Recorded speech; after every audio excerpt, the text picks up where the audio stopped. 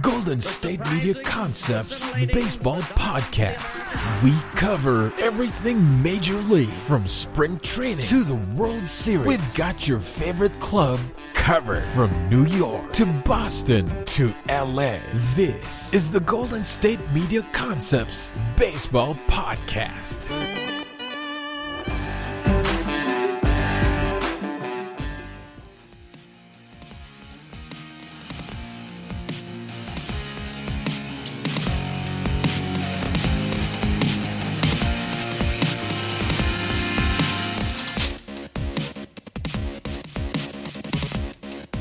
GSMC Baseball Podcast. Big welcome into the show. I'm your host, Lukas Moore. We've got a fun show planned today. I said I was going to do this. The timing will work out perfectly. We're going to go division by division, one show at a time. So today will be the National League Central. The next show will be another division in Major League Baseball until we get through the six. And then we'll continue to go back to these and adjust them through spring training. Adjust them as I see maybe some injuries develop, and then we'll have a final day. But I really don't plan on adjusting these much, barring some sort of trade or catastrophe. I'm just saying subject to change until opening day of the season. But we're going to go division by division with predictions, projections, win ranges, all that fun stuff, because the PECOTA rankings came out, meaning we have about 2 or 3 sources of data now of projection systems, different types of models. We understand where the rosters are for a lot of teams, especially after the Dodgers and Red Sox deal got sorted out.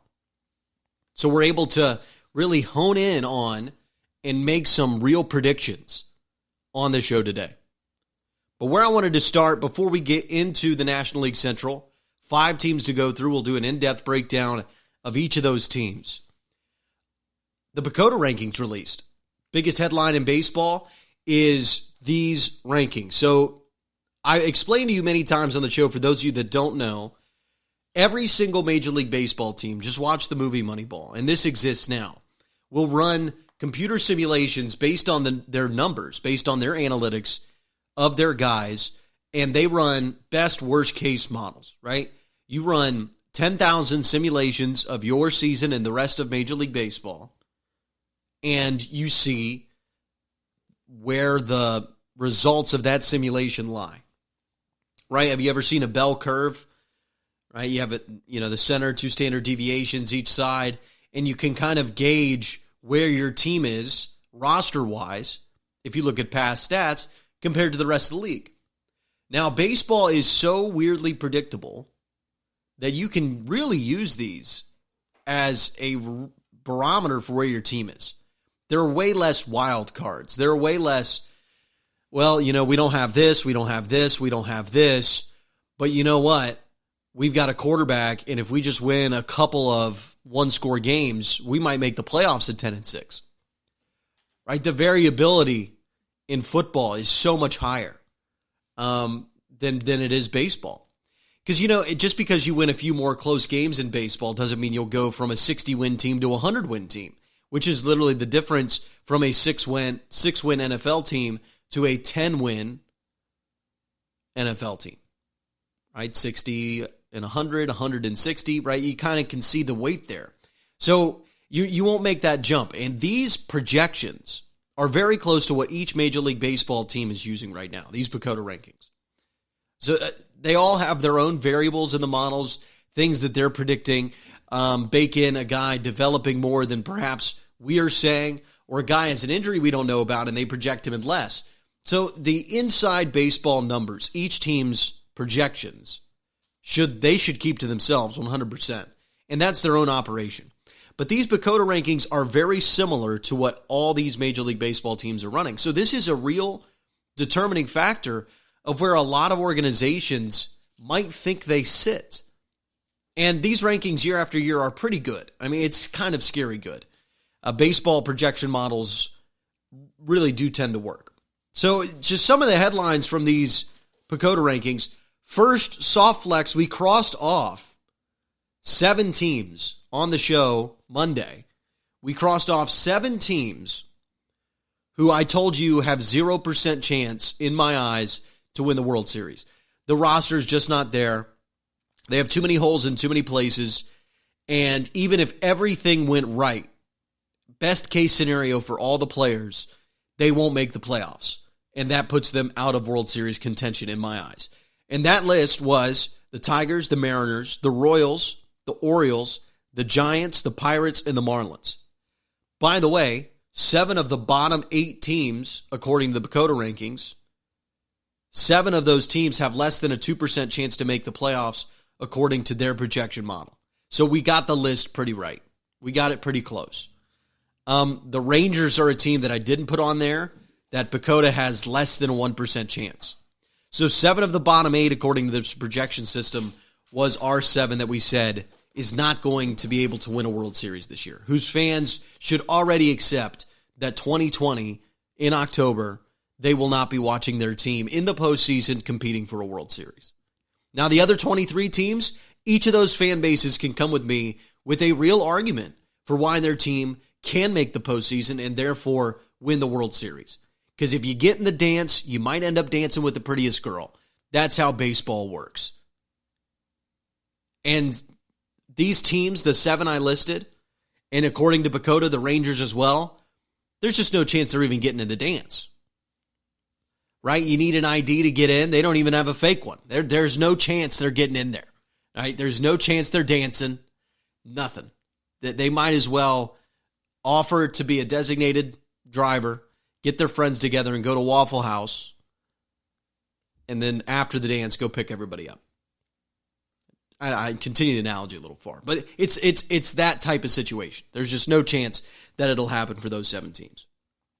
The most surprising thing is, you know what, I'll take you through these whole rankings if you haven't had a chance to see them. It's the PECOTA Pacoda rankings. I'll just go, I won't give the win totals for each division. We'll talk about one team's win total and how amazing it is. But here's the projections for each division according first to fifth. The AL East, they think the Yankees are going to win that division, then the Tampa Bay Rays, then the Red Sox, Blue Jays, and Orioles in that order. Twins, Indians, White Sox, Tigers, and Royals in the AL Central. Minnesota looking again like the favorite in the AL Central after their surprising, but Pacoda predicted that they might be at 85 wins, which was more than a lot of people thought the Twins could get to at the start of last year, and the Twins ended up winning 100 games. So, again, they got it somewhat right. Twins, 93 wins is the projection. Then the Indians, we'll see if they deal some pieces. That's with their current roster. White Sox, Tigers, and then Royals. Tigers, Royals, pretty bad. Out west, Astros, Angels, Athletics, Rangers, and Mariners. Houston looks like the best team in the division again. If you think the cheating scandal really mattered, well, they might not end up there. In the NL West, this is insane. Not a single team predicted above 500. Padres supposed to be second place, followed by Diamondbacks, Rockies, Giants. And obviously, the Los Angeles Dodgers are the number 1 team in these rankings. And they're projected. I mean, this is within 2 standard deviations. So for those of you that haven't taken a statistics class in a long time or forgotten, when you do this type of analytical model where you run simulations, right, there are things where it's closer to the center of the curve. I forget the number that it's called, but when it's closer to the center of the curve, it's a more likely outcome. That's because most of your simulations you ran had this outcome for your team in the center of the curve. And then as the outcomes become less likely, they spread out on the curve until you get to the most extreme case one way and the most extreme case the other. This Pacoda rankings are giving you probably within 1 standard deviation, even. So they really haven't thrown in the, best case scenario season. And they think the Dodgers are going to win 103 games. That means their worst case projection for the Dodgers is literally 86, 87 wins, which is insane. If you're sitting at absolute worst case, 87 wins, 88 wins, that's crazy. And that's why they're 99.9% to make the playoffs. And this also means their best case projection. So this is without some guy really figuring out and hitting an extra 20 home runs out of nowhere, which is always possible within a lineup. Maybe not the Dodgers, but it's always possible. So best case scenario for the Los Angeles Dodgers this year is literally most likely 117, 118, 120, 121 wins. That is crazy. The Dodgers might be the best team baseball has seen in a very, very long time on paper. And they've been the best team in baseball, in my opinion, on paper for the last 10 years, 7 years. And now maybe it's so overwhelming that they'll fly through the National League and win a World Series. But it's so tough to get it done. Then the NL East, the Mets at the top, Nationals, Braves, Phillies, and Marlins. And in the NL Central, the Reds, the Cubs, the Cardinals, the Brewers, and the Pirates. Those are your PECOTA rankings. I will give my own rankings, my own ranges, my own analysis, and we'll go team by team through the National League Central today. That comes up on the other side of the break. You're listening to the GSMC Baseball Podcast. This is your ultimate stop for everything sports. The Golden State Media Concepts Sports Podcast. Should I say more? From the NFL, MLB, the NBA to MMA, it's all in here. The Golden State Media Concepts Sports Podcast. Listen now.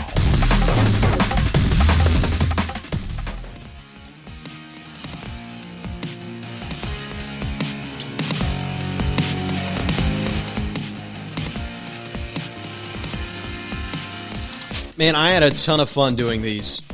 I am so excited to share my projections for this season with you guys.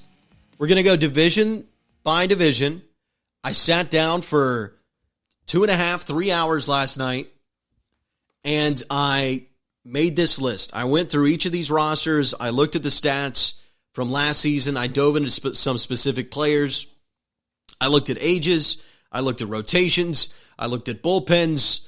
I looked at everything for these 5 teams in the National League Central. And we will do this for every division for the next 5 shows. We might have shows in between if there's big breaking news and then push a projection back. That's why we're starting it now at the beginning of spring training. But we're going to get through this whole thing. And then I want to come back at the end of the season and see how I did. So the way I like to do this, because baseball is so hard to predict, you can't go game by game through the schedule like you can in an NFL schedule and tighten your range up of the results. You just can't do it. What you can do is give a range of expected outcomes. So the PECOTA rankings and Roto World, another projection system that I used for this, they don't have ranges of their potential outcomes. Now, they release the bell curve and you can kind of look and see. But I like to do, and this is what I always did in video gaming, right? You build a team on MLB The Show, and you just sit there and say, okay, I think this team will win 72 to 86 games. They'll win 72 to 86. And what is this determined by? Well, what's the potential of the rotation? Is there a guy here that can be an ace? Right? Best case scenario, if he really works out, what is he? Worst case scenario, what happens to this team? And I don't really include injury in it. You like to assume that most of your guys will stay healthy. But unless a guy's injury past is baked into this, and you just look at best case scenario, worst case scenario, what happens with these teams? So let's do the National League Central. I want to start at the bottom of the division and then work our way up. I think that's a good way to do it. We'll start at the bottom of the division according to the PECOTA rankings. So to remind you, PECOTA says the Reds will win 86 games in the division. Cubs will win 84. Cardinals will win 80. PECOTA projecting the first losing season for the Cardinals since 2007. Brewers will win 79, and Pirates will win 70, are the PECOTA projections. So let's start with the Pittsburgh Pirates. I'm lower on the Pirates than the PECOTA projections. They're gonna be the team that gets beat up in this division. I think they're the only team in the National League Central that will finish with a losing record this year.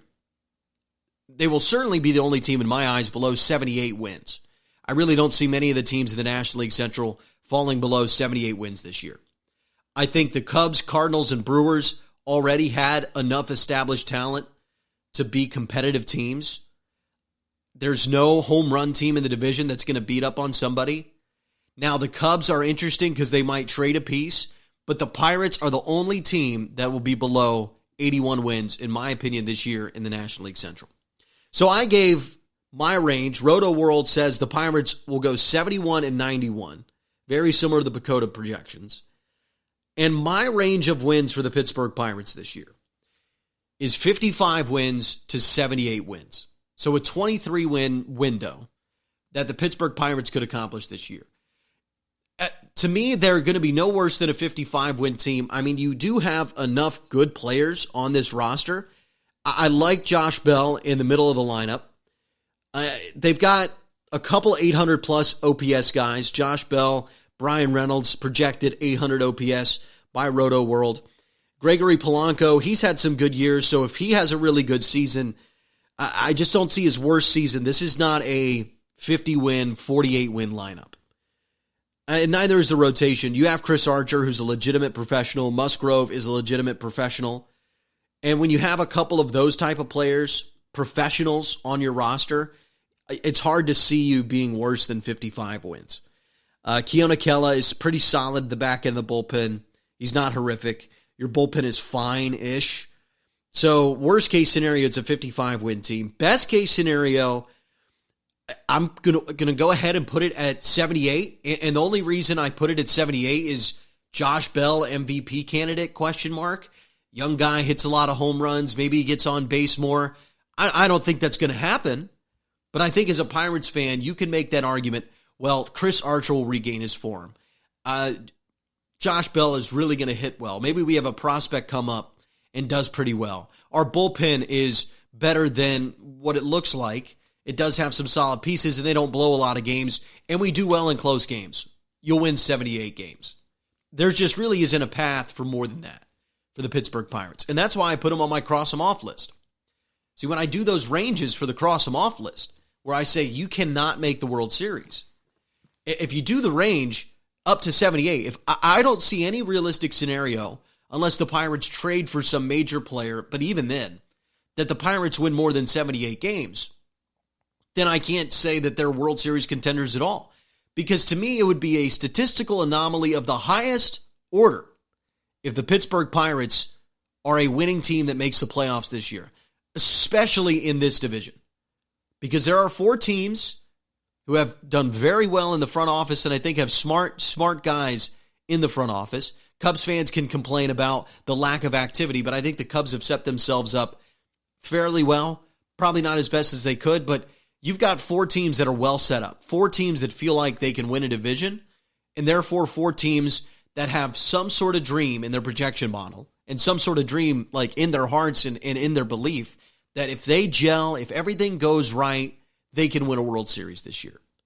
And when you have 4 teams in your division like that, and you have almost no significant talent on the team, you're not going to win more than 78 games. That's the ceiling for the Pittsburgh Pirates. It's just, that's the ceiling. And maybe if they were in a division like the National League West this year, where there's one team beating up on everybody, there really isn't another team that has realistic playoff hopes. Maybe they sneak out some wins in that division. Maybe they just beat up on teams that kind of compete with them. But the Reds, the Brewers, the Cardinals, the Cubs, every time they're at PNC Park, they know it's a must-win. Because all the other teams in the division that they're competing against are going to be beating up on the Pittsburgh Pirates. So you better beat up on them as well. And, the Pirates might end up deciding this division. Which of those teams above them can they do best against? Like if the Pirates end up with 68 wins, but they beat the Reds, 8 times, 9 times, which is certainly possible. So a division rivalry, it happens. That might cost the Reds or the Brewers or the Cubs or the Cardinals the division. So the Pirates a very important piece in the National League Central this year, but certainly the worst piece in the National League Central this year, and arguably one of the worst pieces in the National League as a whole. Talk about the Milwaukee Brewers on the other side of the break. You're listening to the GSMC Baseball Podcast. Tired of searching the vast jungle of podcasts? Now listen close and hear this out. There's a podcast network that covers just about everything that you've been searching. Hey! The Golden State Media Concepts Podcast Network is here. Nothing less than a podcast bliss with endless hours of podcast coverage. From news, sports, music, fashion, cooking, entertainment, fantasy, football, and so much more. So stop lurking around and go straight out to the Golden State Media Concepts Podcast Network. Guaranteed to fill that podcast itch. Whatever it may be. Visit us at www.gsmcpodcast.com. Follow us on Facebook and Twitter, and download us on iTunes, SoundCloud, and Google Play.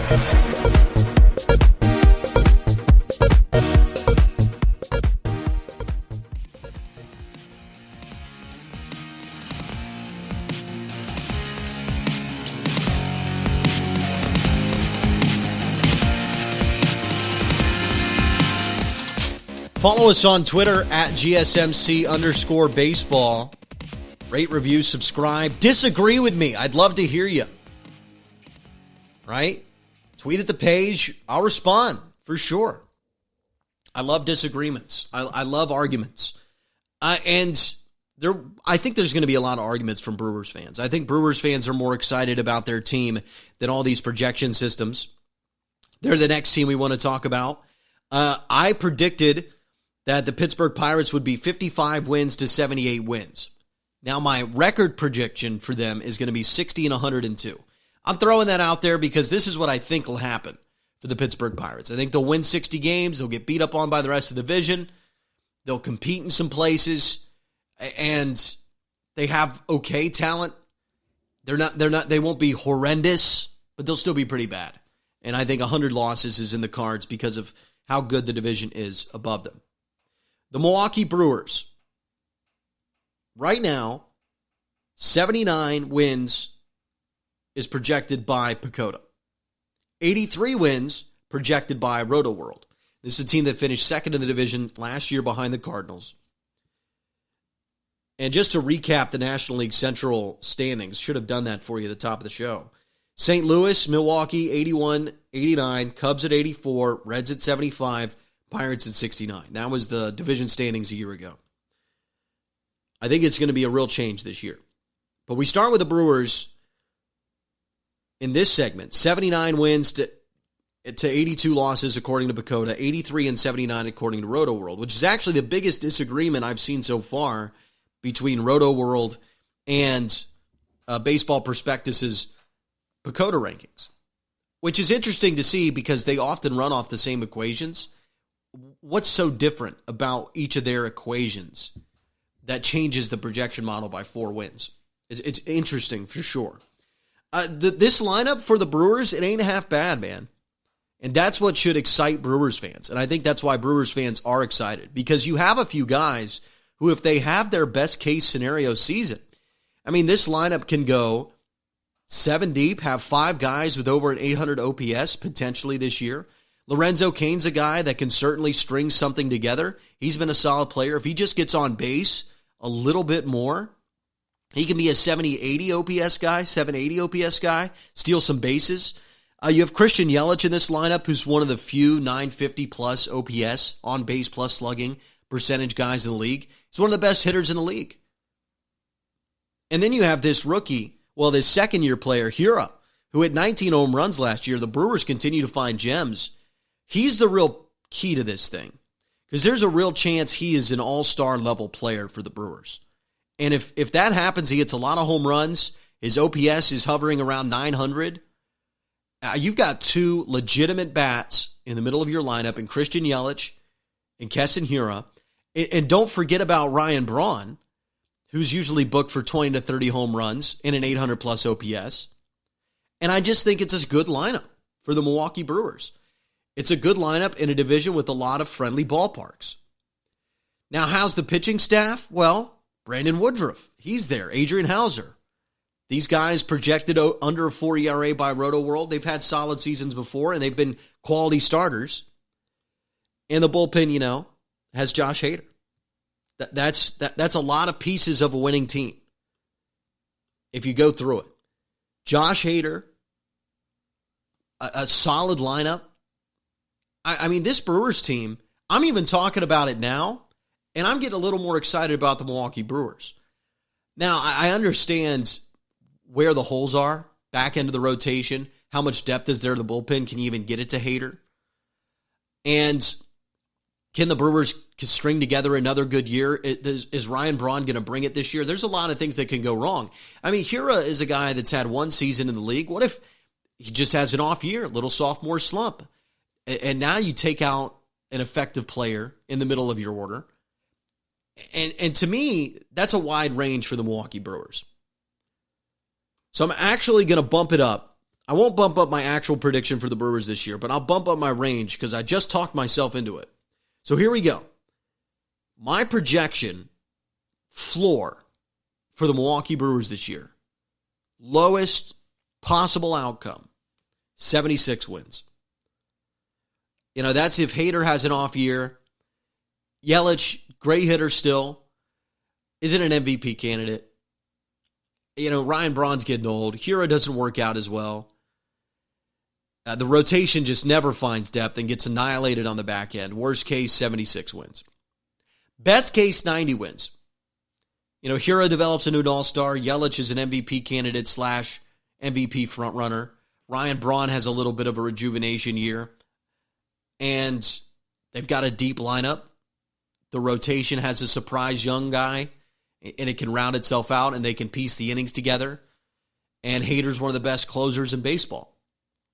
Have those things happen, and I think the Brewers can win 90 games. What do I think will happen to the Milwaukee Brewers? I think they'll win 85 games next year. I pegged the Pirates at 60. I think the Brewers at 85. And I'll just tell you that I think the Brewers will finish third in this division. Which team do they finish above? They'll finish third. That means there's a team at fourth. That means there's a team that I disagree with already with the Pacoda rankings because the Brewers are fourth there. Roto World, just for your information, has the NL Central shaking out. Reds 87-75, Cubs 84-78, Brewers at 83 wins, Cardinals at 79, and Pirates at 71. So where do I have the fourth team? Who is the fourth team? We'll talk about that team on the other side of the break. We are rolling through the National League Central. I think there's a real big disappointment in this division, a disappointment that fans might see coming, though. We talk about it next. You're listening to the GSMC Baseball Podcast. Want to know the latest in soccer? Then listen to the Golden State Media Concepts Soccer Podcast. From MLS, the World Cup, and the Premier League, we've got you covered. The latest updates, the hottest matches, and news on the league's top players. It's the Golden State Media Concepts Soccer Podcast. David Beckham scores the goal to take England all the way to the World Cup finals. Listen now.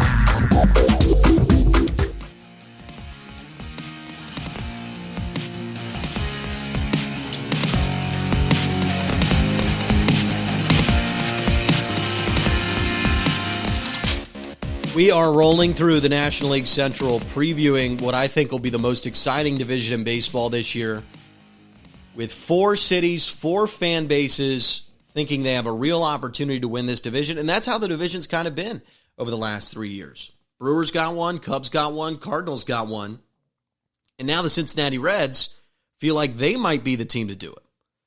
But we're rolling from bottom to the top of the division. Started with the Pirates, who I think will win 60 games, but could win up to 78 if everything goes 100% perfect for the Pittsburgh Pirates this year. 78. We talked about the Milwaukee Brewers, who I think will win 85 games this year. I think there's a lot of potential in their lineup. I think they're a solid ball club. You know, and they're just kind of the Brewers, so we toss them aside. But Keston Hiura is a legitimate prospect, legitimate top-end prospect. I mean, he's a guy that could hit 30 home runs this year. And if he continues to hit for average like he did in his stints last year, he could be a real special player. So if he's an all-star, Christian Yelich MVP candidate, Brewers got something here. Could have something. I could definitely see him winning 90 games. Will they? Probably not. but my range is 76 if everything goes horrifically wrong to 90 wins, and I think they'll win 85. So the team that I have at fourth place in the division, Pacoda, has this team as the second place team in the division, the Chicago Cubs. Now, this is kind of unfair because I get to make this prediction with an assumption, and Pacoda projections that rely on math and current rosters cannot. I think the Chicago Cubs are going to finish as the fourth place team in this division, and it's not because I don't like their roster. I love their lineup. I love the Chicago Cubs on paper right now. You've got Rizzo, Bryant, Baez, Schwarber, Contreras. Hayward's had some good years. Happ and Kipnis. That's a great lineup, guys. I mean, the top five are projected right now for over an 800 OPS, and there's a few guys. You realistically could have three guys on this list over 900 OPS. That's some serious star power. That's a really good lineup. And the rotation has been disappointing, but has some really good pitchers. Darvish, Quintana, Hendricks, Lester. That's a front four. That's good. Tyler Chatwood and a rotating collection of other pitchers fill in that fifth spot. But that's plenty to compete. Not the best team in the National League, but plenty to compete. Bullpen. You've got Craig Kimbrell back there. Rowan Wick. I just think there's a lot of pieces here for the Chicago Cubs. Here's my problem, though. I think they're going to trade him. I just don't see the Cubs making it through this year with their team intact. I think Chris Bryant's gone. I think they'll see that they aren't super competitive in the division. And I just don't think David Ross is going to get more out of this team than Joe Maddon. I think that's a ridiculous assumption. So you move out one of the best managers in baseball who elevated the Rays, who brought the Cubs their first World Series since 1908 in 2016. He's won everywhere he's went. And you're going to take him out, bring in an ex-player of yours who is famous because of his performance in the 2016 World Series and is a great guy. I love listening to David Ross. But who could barely start a catcher for a bad Reds team in the middle of the 2000s. So you're going to go from Joe Maddon to David Ross, who had 1 year as a special assistant and is now the manager of the team. And you expect him, David Ross, to get more out of this Cubs ball club than Joe Maddon did, who only won 84 games last year. And the Cubs didn't get better. So to me, when you add in that assumption, I just think the Cubs aren't going to get off to a hot start. They're going to trudge along. They're going to have a lot of talent. They might be competitive. And they're the type of team that could make a run at a division if they're competitive at the deadline. But I just think the front office is out. I think they want to move Bryant. I don't think they want to sign him to a long-term deal because they don't want to pay the type of money he's about to command. I think there's a theory going around baseball that having a player of that salary, even if he plays up to that salary level, it's just not worth it for your business if you're not going to compete and win and be in the playoffs. And so I think that Chris Bryant is headed out the door in the middle of this season. And you add in that to your projection, this Cubs is going to be a wide range. So if everything goes perfectly for the Chicago Cubs this year, everything goes perfectly, I think they'll end up as a 96-win ball club. I mean, they have it. They have it to be one of the best teams in the National League again. There's no doubt. I mean, Javi Baez, Anthony Rizzo, Chris Bryant. These are legitimate guys who could be all-stars and superstar hitters at the top of the lineup. That's not even talking about Kyle Schwarber, who could hit 40 home runs this year, certainly. All four of them could hit 40. They're that good. And I've seen them hit with power. Now, they all four won't hit 40, most likely. But best case scenario, Cubs fans, they all hit 40. They all have great years. David Ross, for some reason, can just communicate with them better. There's a better feeling around the ball club. Everything clicks. Lester regains his old form. Darvish finally settles in to Chicago and can really pitch. And the bullpen has a few surprises. All that is on the table for happening within realistic thoughts, right? And logical thoughts. I'm not asking for send a man to Mars here, right? These are all logical, possible outcomes for the Chicago Cubs. All those possible, logical outcomes, if they all happen, which is not how sports works and it never does, but if they do, Cubs are going to win 96 games. Cubs will be one of the best teams in Major League Baseball, and the Cubs will go deep into the postseason. That's the type of potential this team has, certainly. And they have the experience to boot when you want to start talking about postseason. Guys that have been there before. I know they didn't do well down the stretch last year, but maybe the locker room was just poisoned. Maybe it was stale. And maybe it needed a shakeup. Unfortunately, I just don't think that's going to happen. What I think is going to happen is the Cubs will start off slow. David Ross is not a magical answer. Hayward will strike out too much, and just it'll be the consistent problems the Cubs had last year. They'll look like the exact same team, and even if they're within 5-6 games of the division, I think they'll trade Chris Bryant, and now the entire mentality of the club is everybody knows they're bailing. And the team will tank throughout the back half of the season, and I think they'll win 81 games. I think they'll win 81. Now, my floor for them is a little lower than that. I think the Cubs could have a 74-win season. I'm serious. Because what if they start really trading pieces? They dump Chris Bryant, and then they're like, well, we might as well just start dumping everybody. We might as well get rid of him. We might as well get rid of him. And once that starts happening, not only does it hurt your roster and how good your team is, which hurts in the win-loss column, it hurts the mentality of the team. And guys understand that the organization is out, and you're in a really competitive division where your games will be really important to just about everybody you play. And it just could get bad, could get ugly. You know, Reds coming into Wrigley Field, and Wrigley is going to turn on this team. Listen, it was the friendly confines. They were lovable losers for a long time. Once you win a World Series, expectations are here. And I'm telling you, Cubs fans are not happy. And if this thing goes south, if they trade Chris Bryant, Wrigley Field will be a tough place to play back half of the year. And if all those things happen, you're a 76, 74-win ball club. It's a wide range. It's my widest range in this division in terms of potential outcomes. But it's that tenuous of a situation in Chicago. It really could fall off the cliff here. And that's something that should worry Cubs fans. But you do also have that hope with this type of lineup, that type of rotation, and this type of division to win 96 games. Because there isn't a team like the Dodgers, like the Red Sox, not the Red Sox, the Astros, like the Yankees. There isn't a team like that that is across the board better than you in this division. Meaning the Cubs could clearly have the potential to win 96 games. But I have them finishing fourth at 81-81. So right now, the division as I see it, my nailed predictions, 60-102 for the Pirates, 81-81 for the Cubs.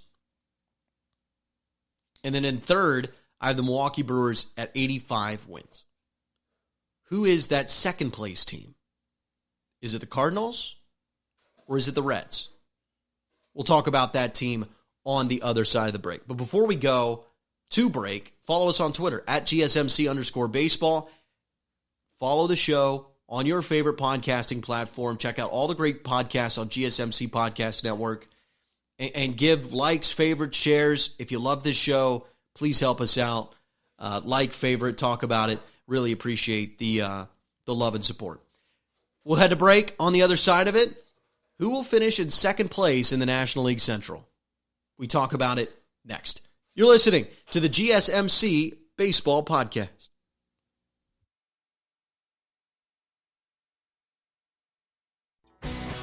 Are you looking to get your college football fix? Looking to get the latest news on your favorite school's team? The GSMC College Football Podcast is your ticket to all things college football. Join us as we talk college football from the national championship, the college rivalries, the bowl game, to the Heisman Trophy. To which conference is the best? We've got you covered for the Big Ten, SEC, Big 12, the Pac-12, ACC, and everything in between. Download the GSMC College Football Podcast on iTunes, Stitcher, SoundCloud, Google Play, or anywhere you find podcasts. Just type GSMC in the search bar.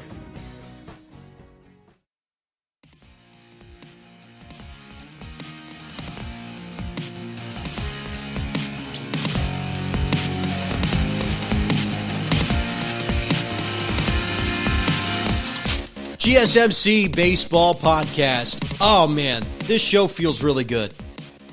We trudged through some headlines, and now we're into projections. We know what the rosters are. Pitchers and catchers reporting all across baseball.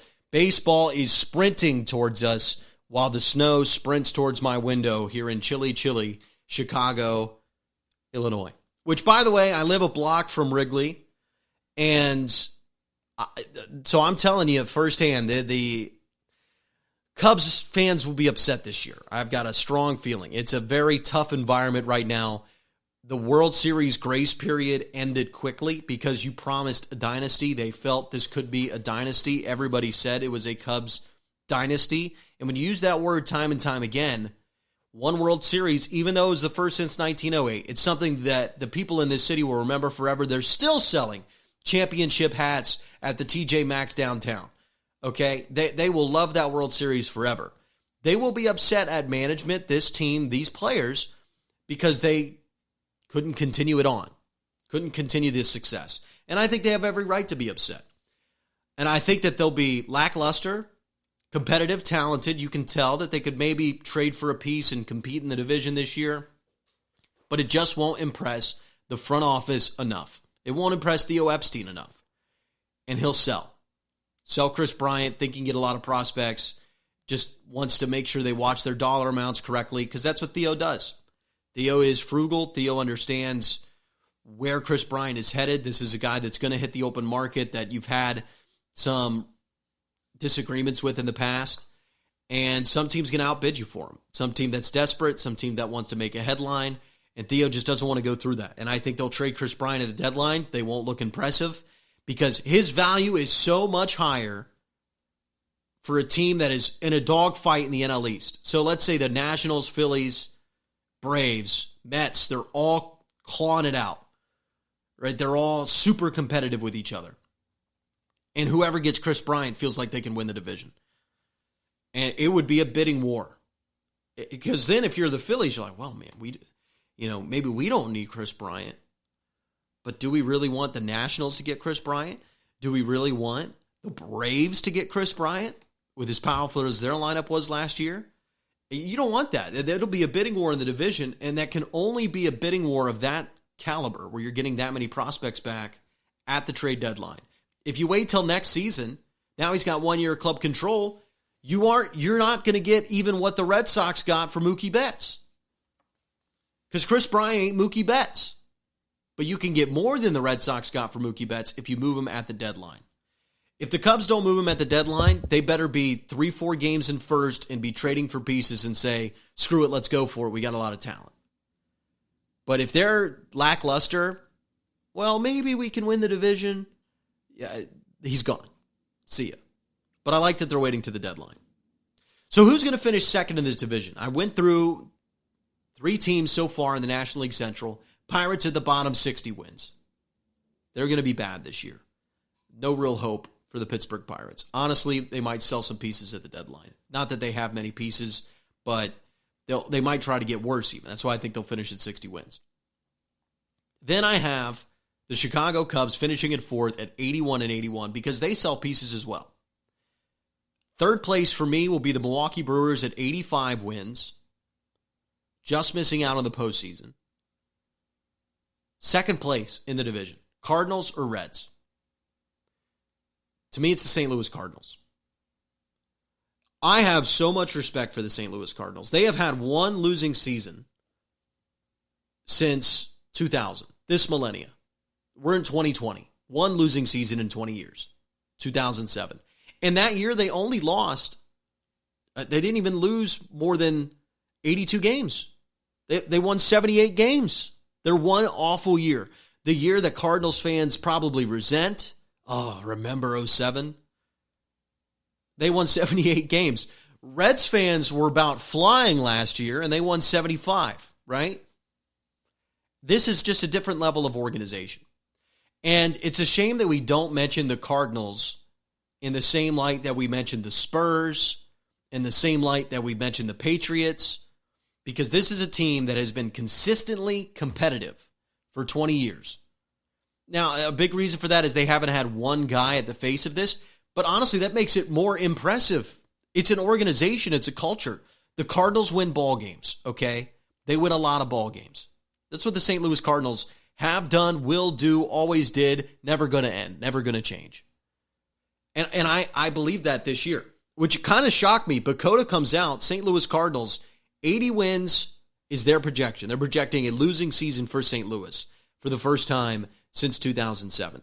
Roto World, same thing, 79 and 83. To me, that's just ridiculous. I really think that's ridiculous. And this is the first time I've really disagreed with these projections. Because maybe it's just me. Maybe I'm not a Cardinals guy. Listen, I grew up a Reds fan, still am a Reds fan, and obviously I did this objectively because I shouldn't like the Cardinals and I should be saying, yeah, they're only going to win 79 games, but I think it's ridiculous to say the Cardinals are going to go below 500. As anybody that's just watched baseball for the last 20 years, saying this Cardinals team, this team right here, will be the one to go below 500. Let me read the lineup. Dexter Fowler, leading off. His projection, 744 OPS. Colton Wong, 752 OPS. Goldschmidt could be an MVP candidate. Matt Carpenter's still in this lineup. Paul DeJong, Yadier Molina. Now, Yadi can't really hit anymore, but it's still Molina. And I get they're old in spots and they're weak in the outfield. Edman and Bader, are they going to be great players? I get that. But go look at their pitching staff. I mean, they got 6 guys that could accrue over 100 innings, and Roto World projects 3 of them to have a sub-4 ERA, and not a single one of them to have above a 4.4 ERA. Kwang Young Kim, Carlos Martinez, Adam Wainwright, Dakota Hudson, who's 24, and who had an excellent season last year. Jack Flaherty has ace potential at the top of this rotation, and the kid's 23. So you want me, and it's not even starting with a bullpen, excellent bullpen for the St. Louis Cardinals. You want me to project and say that the Cardinals will have a below 500 season when they have an all-star potential MVP candidate in the middle of their lineup, when they have 2 sub-25-year-old pitchers who look like they could have ace-level stuff, and one of the best bullpens in the National League. You want me to say that team is the Cardinals team that's going to go below 500. I refuse. I refuse to say that. I refuse to even put that in my range. It would be the most shocking thing to me this season in baseball if the Cardinals finish below 500. Because this team intimidates you. This feels like a team with potential. This feels like a Cardinals team might be better than they were last year. Maybe they didn't get awfully better. Maybe they didn't make any flashy signings. But there's guys on this roster that could get significantly better with another year of experience in the Cardinals. The Cardinals development system, which has clearly worked for a long time. This is a team that could really be better. And they lost in the NLCS last year. They won this division. They're the defending champion, who I think might have gotten better because experience added to youth. And I'm going to say they could win less than 81 games. No, you're crazy. So my range for the St. Louis Cardinals starts at 81. I mean, I can't ignore the projection models completely. I think this is a team that could certainly, I guess, only win 81 games, a competitive division, right? Paul Goldschmidt losing it. The young guys aren't as good as I think they are. The bullpen, which can happen, takes a drop off. And all of a sudden you're staring at 81 wins. Certainly possible, but they'll get to 81. Their ceiling to me, 93 wins. I do think their ceiling's limited. They don't have that second big bat. The outfield just doesn't have enough depth. And when you can't hit in an outfield spot, it just feels like a real waste because a lot of times your shortstop, second baseman, they'll need to produce above a standard shortstop, second baseman. You want your outfield spots to produce home runs, to produce runs. And those things could happen and they could be all right, but I don't think they're a 95, 96 win team. They certainly don't have the potential of the Chicago Cubs. But they're the St. Louis Cardinals. They usually win a lot of close games. They usually figure things out. And to me, they're a team that could win 93 games and certainly win this division. Where do I think they finish? 88 wins. I think they'll go 88-74, the St. Louis Cardinals this year, which is a really good projection. And I have a lot of respect for the Cardinals. I think they're the biggest threat to the Cincinnati Reds in the National League Central this year. I really do. That means you know who my division winner is. I think it's the Cincinnati Reds. I'll tell you what record I think the Reds will have this year and what their floor is and ceiling on the other side of the break. You're listening to the GSMC Baseball Podcast.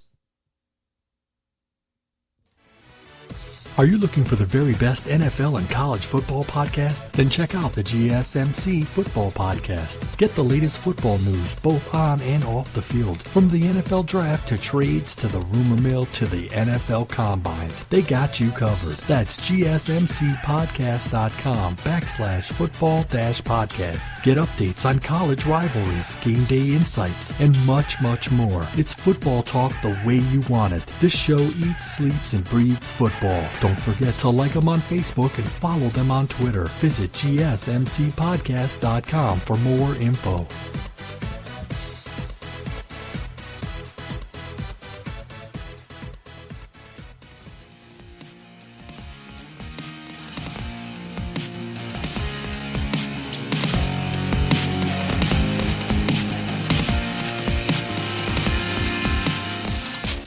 Final segment of the show.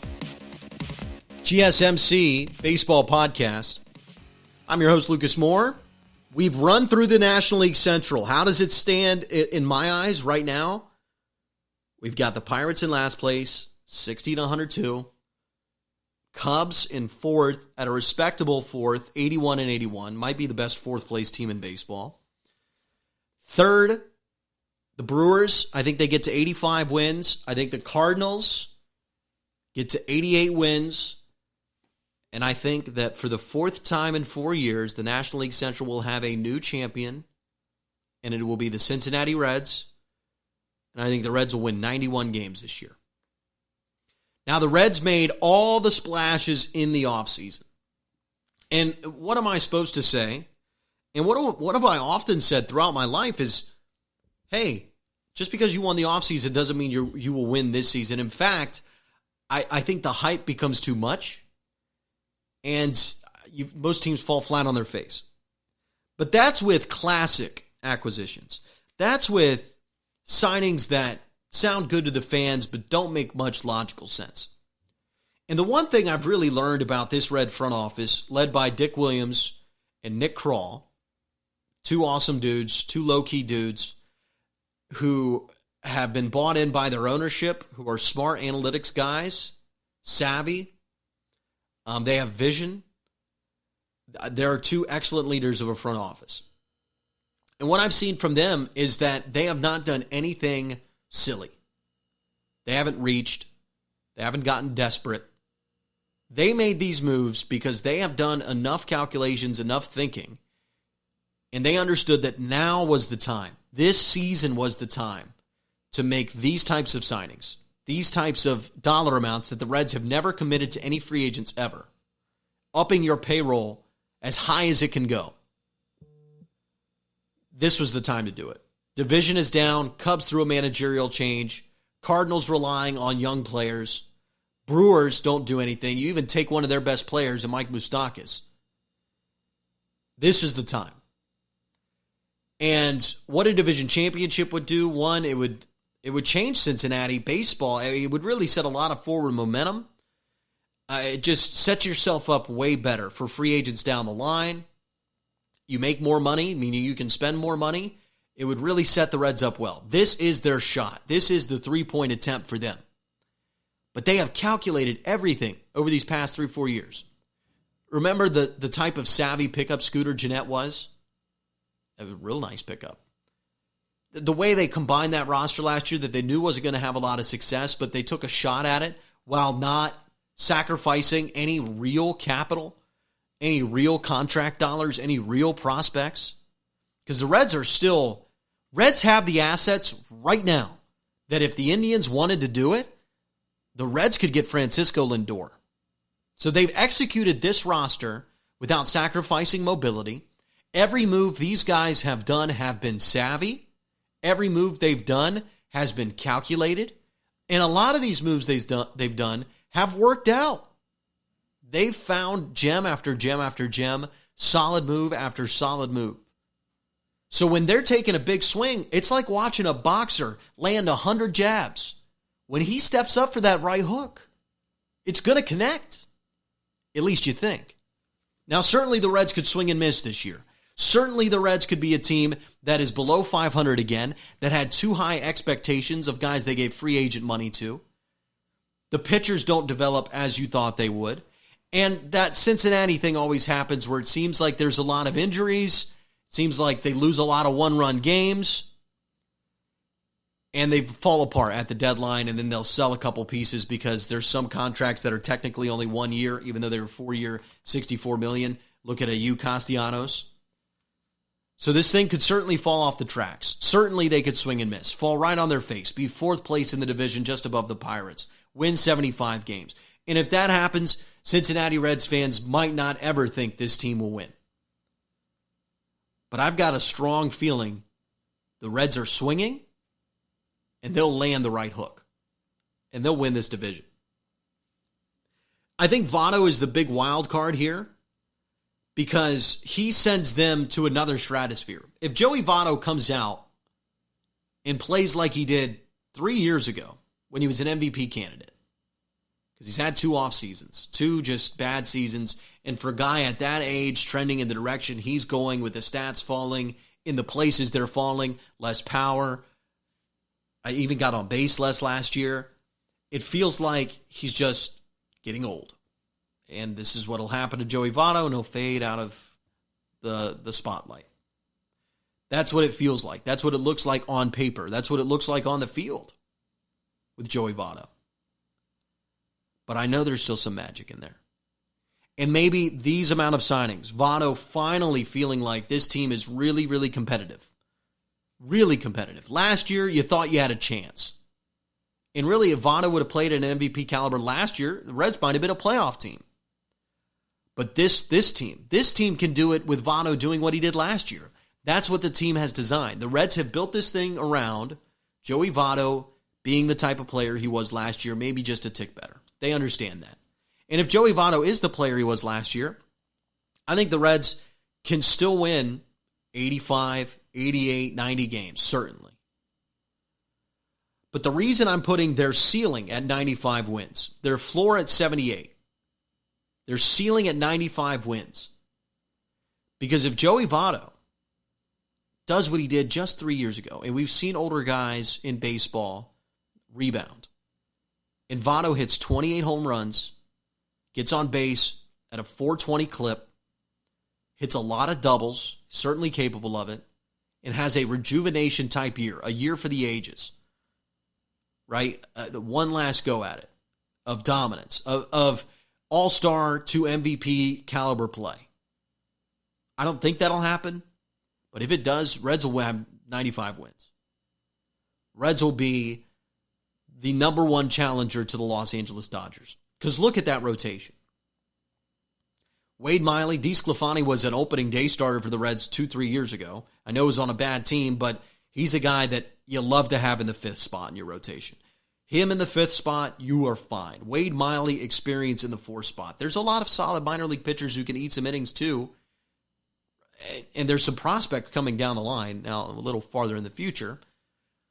And you've got Trevor Bauer, Sonny Gray, and Luis Castillo, who if they all three pan out to their ceiling, it's right there with the Dodgers 1, 2, 3, competing with it, where I would be comfortable with the Reds going in a series with the Los Angeles Dodgers and maybe coming out on top in terms of the pitching matchup. Now, the Dodgers lineup is much better, and they're much deeper, and their bullpen's better than the Reds. But if the Reds have an MVP-level Joey Votto, then the Reds are a 95-win team, and they're the number one challenger to the Los Angeles Dodgers. They're better than the Mets. They're better than the Braves. They're better than the Nationals because there's young talent here. There is consistent talent. There is a deep rotation, a healthy pitching staff, and an organization that will make moves at the deadline, has been savvy, has found a way to get certain players. And if the Indians are down and the Reds are up come trade deadline time, and the Reds just have to ship an outfielder, which they have a lot of those, a lot of outfield depth. They could ship one, still have depth. Ship one like Senzel and a couple of prospects to get Francisco Lindor in that lineup. Oh, boy. Reds, Dodgers, National League Championship Series. Sounds like a classic, doesn't it? Because that's what could happen with the Cincinnati Reds in 2020. Once again, my final National League Central predictions. 91-71 Cincinnati Reds. 88-74 St. Louis Cardinals, probably get in as a wild card. 85, and let me do the math real quick, 75 Milwaukee Brewers. That doesn't make sense. 85-77, excuse me. And then it was 88-74 Cardinals. 162 games is so hard to do the math on the fly. Pirates at 60 wins at the bottom of the division, and the Cubs in between them at 81-81. That's my National League Central predictions. I hope you enjoyed them. I hope you enjoyed the show. We will continue to do this through every single division in baseball. But I think the Reds are going to win the National League Central. And if everything goes right, if there's some magic in Cincinnati in 2020, maybe we can give Joe Burrow the credit for it. Maybe they'll win the whole thing. It's been the show. Thank you for listening to the GSMC Baseball Podcast, brought to you by the GSMC Podcast Network. I'm your host, Lukas Moore. Give us a follow on Twitter at GSMC_baseball. Rate, review, subscribe, all those fancy things on your favorite podcasting platform. Thank you so much for listening. We'll see you next time. This has been the GSMC Baseball Podcast. You've been listening to the Golden State Media Concepts Baseball Podcast, part of the Golden State Media Concepts Podcast Network. You can find this show and others like it at www.gsmcpodcast.com. Download our podcast on iTunes, Stitcher, SoundCloud, and Google Play. Just type in GSMC to find all the shows from the Golden State Media Concepts Podcast Network, from movies to music, from sports to entertainment, and even weird news. You can also follow us on Twitter and on Facebook. Thank you, and we hope you have enjoyed today's program.